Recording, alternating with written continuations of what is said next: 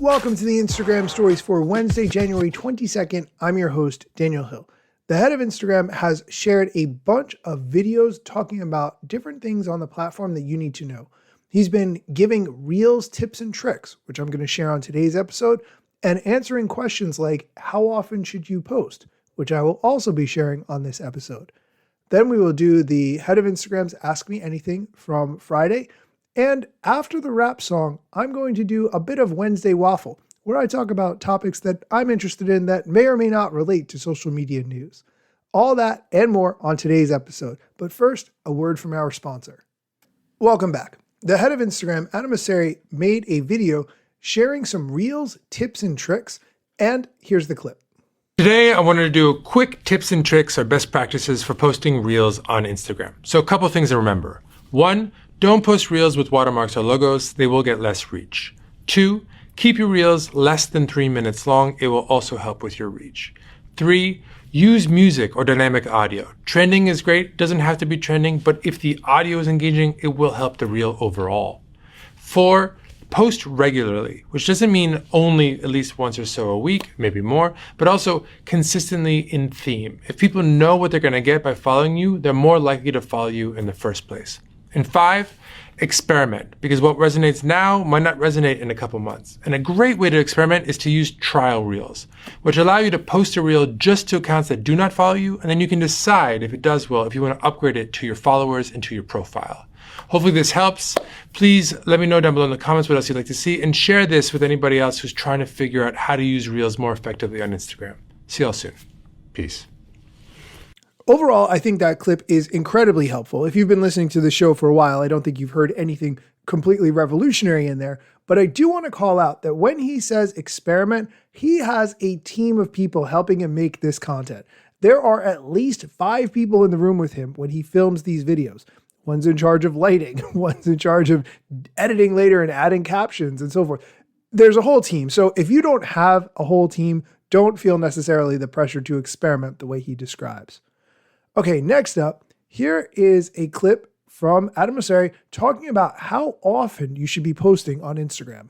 I've got a lot of questions in the last couple of days about how much to post on Instagram. And so I did want to make sure you know that you should prioritize quality over quantity. But in general, posting more will help. The more you post, the more people you're going to reach and the more your follower count is going to grow over time.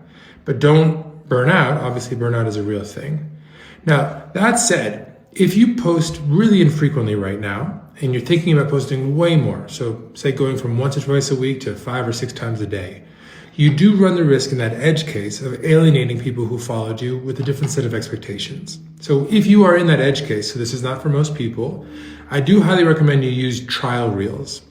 Basically what a trial does is it does not share with your followers and it does not end up on your profile, but it shares with accounts that do not yet follow you. And then the posts that do the best, you can decide to upgrade for your followers into your profile.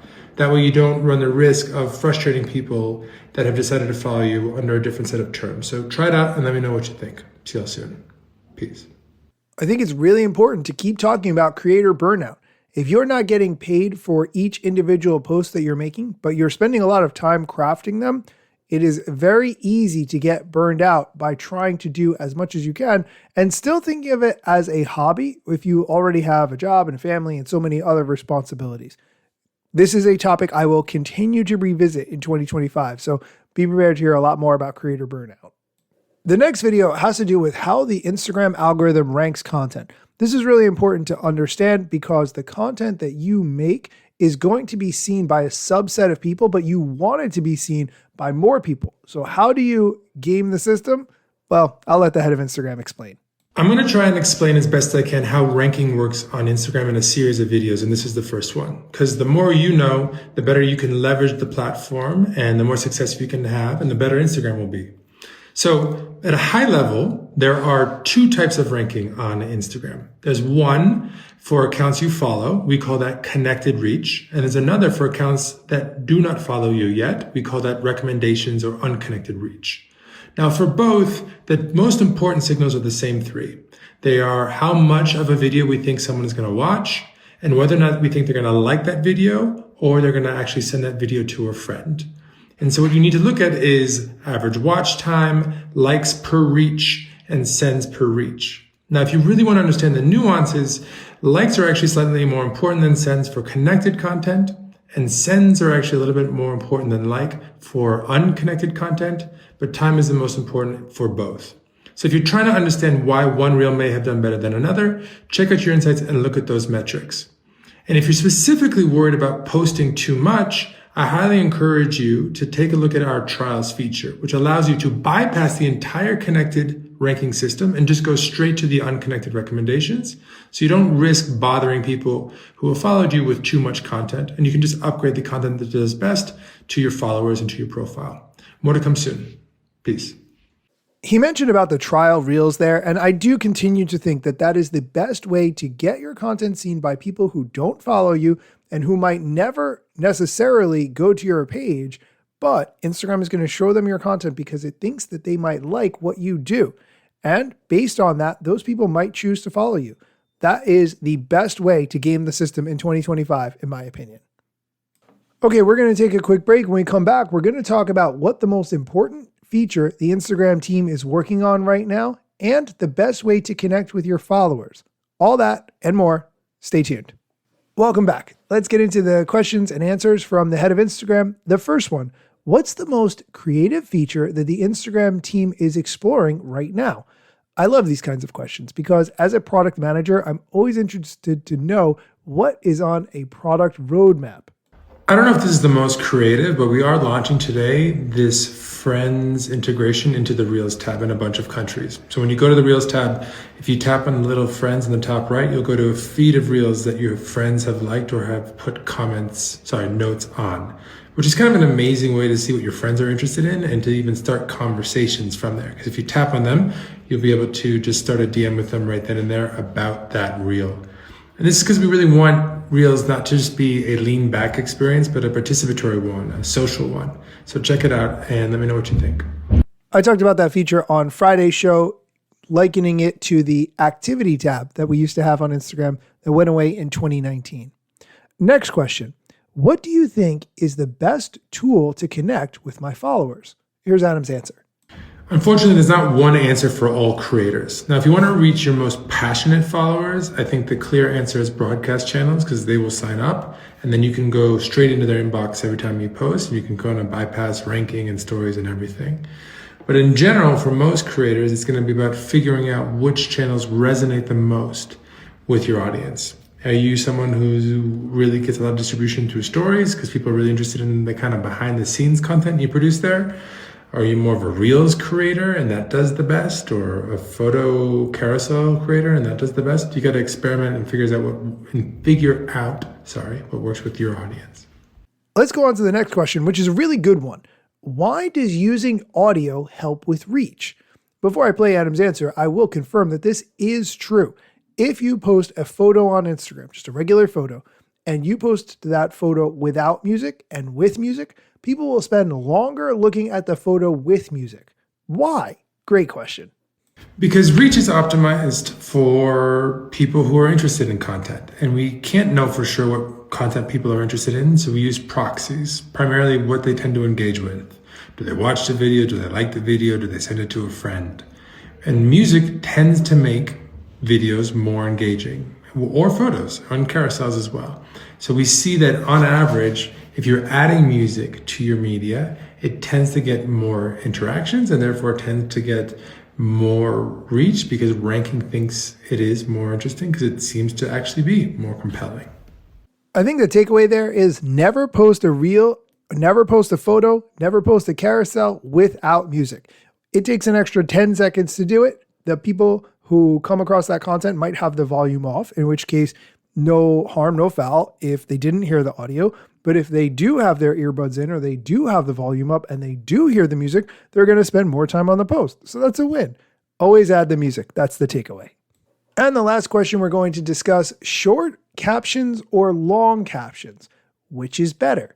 This is a good question. I will tell you that it's been a long time since I actually read a caption underneath someone's post that was longer than a sentence or two.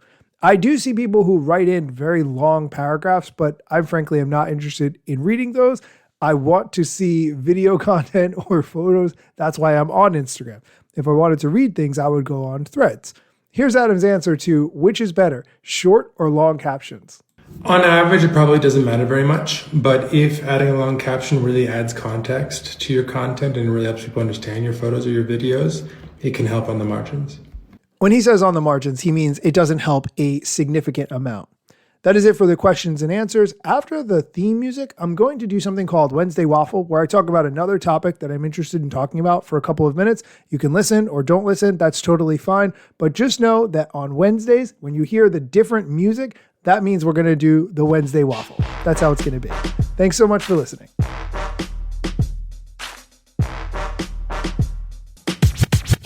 I'm not yet a member of the Instagram team, but my podcast covers many Instagram themes. But the name, image, logos are trademarks at Instagram and the LCC in the USA and every territory. Everything I publish independently until Zuck returns my DMs and starts to pay my salary. Not sponsored or endorsed, no lies, no fallacies. I use their logo with permission, not malicious or callously. No trademark violation, filling all criteria. Follow me on Instagram or Twitter at Daniel Hill Media.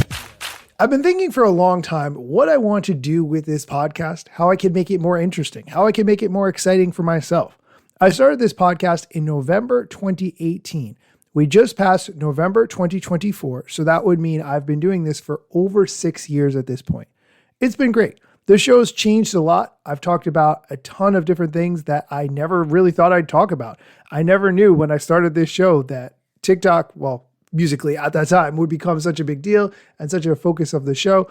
But I continue to want to make it interesting for myself, because if I'm just talking about the same topics over and over, I get bored. And I feel like if I'm bored, you can tell I'm bored, and then you don't really want to listen to that.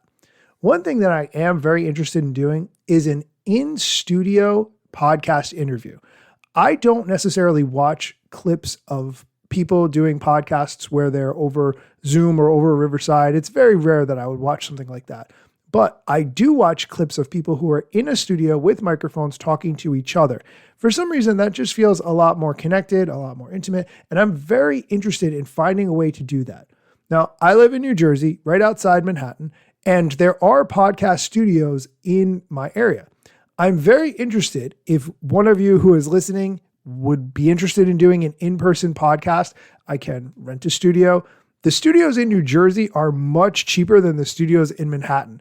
Some of the studios I've seen in Manhattan are like $250, $350 an hour, even more potentially.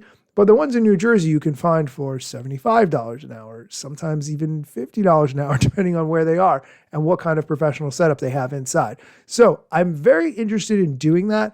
If you listen to the show and you live in the New York, New Jersey area, or you're coming to the New York, New Jersey area, and you would potentially be interested in doing an in-person podcast, please send me a direct message, get in touch. I would love to chat about it. I'm happy to edit it, cut it up however you want. If you want to take the footage and cut it up, that's fine too. Anyway, let me know. I'm very interested in taking this podcast in an in-person direction in the future. And if you'd like to be part of that, let me know.